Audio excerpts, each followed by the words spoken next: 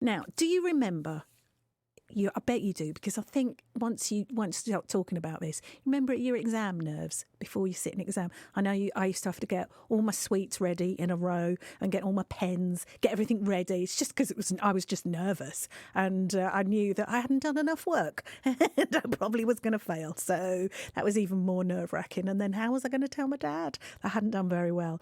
Now, thinking back, waiting for your results, just horrible. Last week it was A-level results, and today it's GCSE results day. Now, I'm joined by two head teachers. I've got Rob Pavey from Cheney School in Oxford on the phone. Hello, Rob. Good morning. Hello, good morning. Good morning. And I've got another head teacher on the phone as well. I've got Barry Doherty from Norton School. Hello, Barry. Hello, good morning, Babs. Nice to hear from you. Good morning, Barry. I'm going to start with Rob at Cheney School. Now, tell me, how has it been for the teachers, but more importantly, the students this morning? Do you know, it's fine. The kids have done really well. These results are as they should be. I mean, very much like A-level results last week. The exam boards, it seems a bit strange me saying things in support of the exam boards, but actually they've done what they said they would do. The grade boundary adjustments have, to a reasonable extent, made up for the disruption of the last 2 years. And the most important thing is that all of our kids are moving on to what they need to go on to, what they've chosen to do, onto appropriate next steps, whether it's sixth form or college places. And almost all of them are going to get exactly what they wanted to get in the way that we anticipated. So overall, this is actually a really good bit of news, and it's great for the kids who've had 2 years of disruption. Oh, this is good, Rob. So have you had to do any sort of extra prep maybe for this set of students? Because this is an unusual situation, isn't it? Have you had to prepare them more?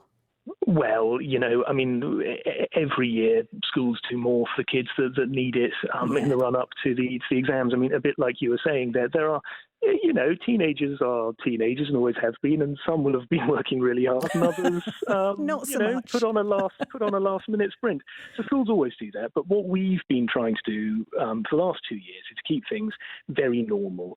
Because if we, as the adults, say things are fine and you work hard and you're sensible, things will turn out fine, and they have. And our kids, of course it's nervous, but of course they get nervous, but that's normal for an exam season. But they've basically been very sensible, and they've done what they should do. And the ones who have turned up and worked hard have done really very well. There are one or two who have, taken an alternative approach.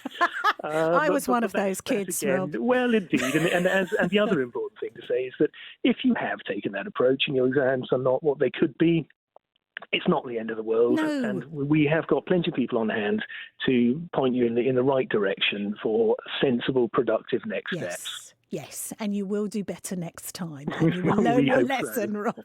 Now, Rob, I know you've got to go. Rob Pavey from Cheney School in Oxford, thank you very much. Thank you very much. Thank you, Rob. Now, I've also got head teacher Barry Doherty at Norton School. Morning, Barry. Good morning. Good morning. Now, this is really interesting to me, Barry, because you are not at school, are you? You are at home with your own daughter waiting for her results. Is this correct?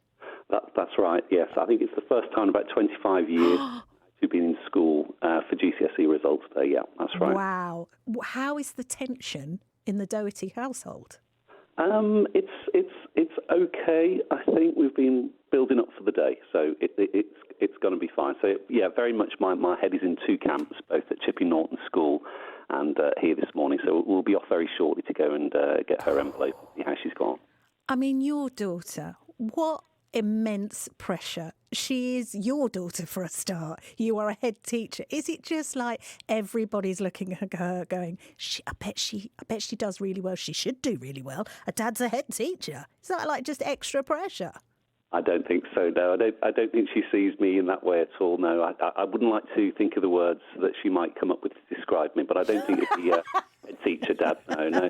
I think it's the same. It's perception and reality, isn't it? And the reality is that whilst I might be a head teacher in the day job, like every other parent, I go through the whole emotional journey of really wanting them to do really well and wanting them and help them and be, join them when we're worried and excited. So, but it is good. My son got his A-level results last week, so I've really been through it, Gosh, you've been through the ringer, haven't you, in the Doherty household? But it gives you an opportunity for, first time, they're my oldest children, the first time to see it from that perspective. Yes. And learn an awful lot from it.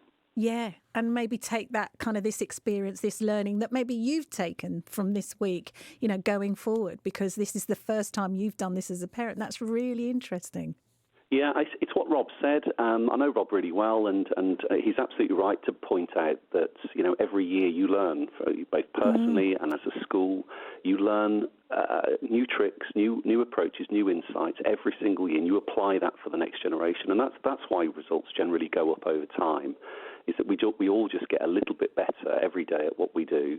And so the next generation tend to do a little bit better than the previous generation. So, yeah, definitely on a personal level, but also professional. You learn things, you get insights, you become more empathic, and and so hopefully next year's results will continue to improve and build on the successes that we've had last week and this week.